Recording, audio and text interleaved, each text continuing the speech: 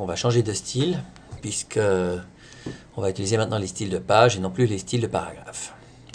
D'abord, les styles de paragraphe permettent de mettre en page les paragraphes. Les styles de page permettent de différencier les pages les unes des autres. Par exemple, on ne veut pas avoir la même chose partout.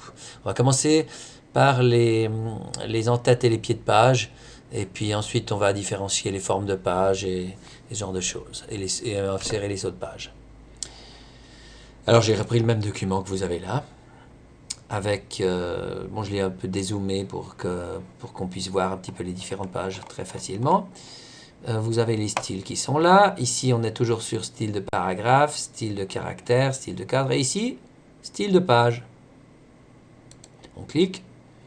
On a par défaut le style utilisé. Style par défaut. N'est-ce pas? Et puis ici, maintenant, je fais insertion en tête ou pied de page.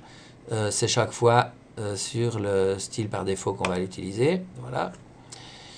Le style par défaut, on met une en-tête. On va ici mettre SEM formation, par exemple Genève.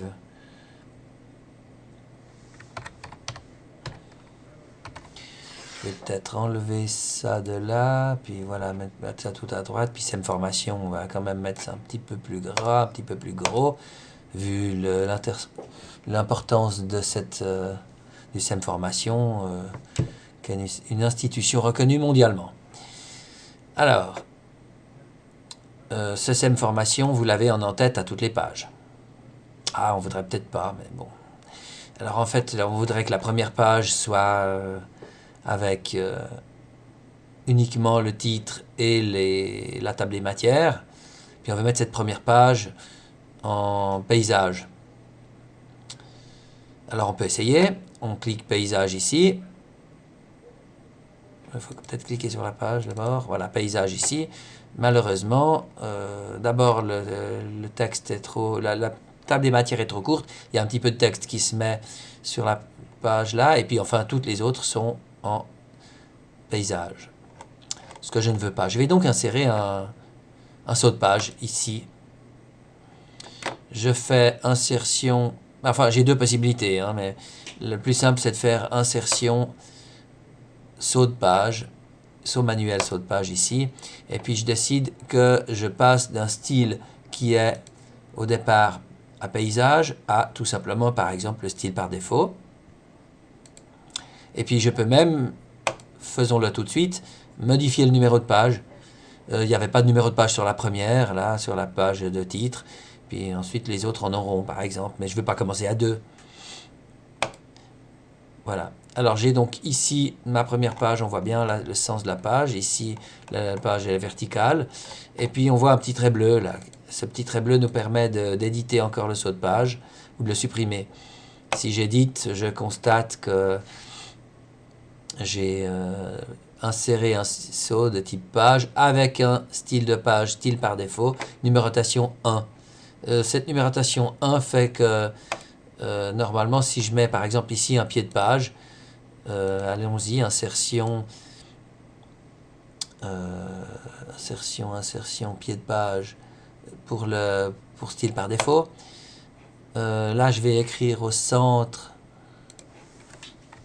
page, espace, insertion, champ, numéro de page. J'ai effectivement écrit page 1, alors qu'en fait c'est la page 2, mais celle-ci n'est pas comptée. Mon saut de page me permet de recommencer à 1 pour ne pas avoir de cette page-là qui est un numéro. Voilà, ça c'est une façon de faire avec les sauts de page. Vous constatez que là il n'y a pas la ligne bleue parce que c'est pas un saut de page. Alors, il y a une autre façon de faire, c'est sauter d'une page à l'autre, non pas avec les sauts de page, mais avec les enchaînements. On peut imaginer faire que la page paysage, édition, la suite de la page paysage n'est pas une page paysage, mais une page de type autre. Mettons que ce sera une page, mettons page gauche. Ok. Donc normalement, derrière la page paysage, vous devez avoir ici Ah bah style par défaut parce que j'ai oublié d'enlever mon saut de page. Supprimer le saut de page, voilà. Maintenant, là, derrière la page horizontale, qui elle est de type paysage, il y a ici une page de type page gauche. La page gauche, on va lui rajouter parce que de nouveau, modifier, on va lui ajouter un pied de page avec le numéro comme je l'ai mis il y a un instant. Alors ici, centré, page, espace, insertion, champ, numéro de page. Voilà, on voit bien que, contrairement à ce que j'ai fait tout à l'heure, il n'y a plus de saut de page. Et ici, le numéro commence avec un 2. Parce que j'ai enlevé mon saut de page. Ensuite, derrière une page de type gauche, normalement, ça doit être une page de type droite. Comme ça, on peut imprimer recto verso. Normalement, si vous regardez modifier ici, vous avez le gestionnaire. Derrière page gauche, il y a page droite. Donc, si j'ajoute suffisamment de texte ici... la suivante, c'est une page droite. Ici, je suis sur une page droite. Qu'est-ce qu'on peut faire différent avec une page gauche-droite? Par exemple, sur les pages gauche, le numéro de page est à gauche. Et sur les pages droites, le numéro de page, on va y arriver. Alors, page droite, modifier.